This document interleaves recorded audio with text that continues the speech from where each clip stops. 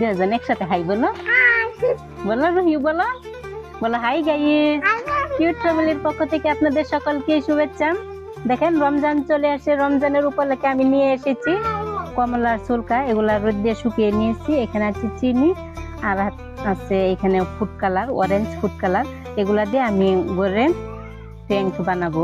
Guys দেখেন এই যে প্রথমে আমি কমলার ছুলকাগুলো ভালোভাবে ফেসে নেব। এখন এর ভিতরে দেখেন আমি কমলার ছুলকাগুলো দিয়ে দিব।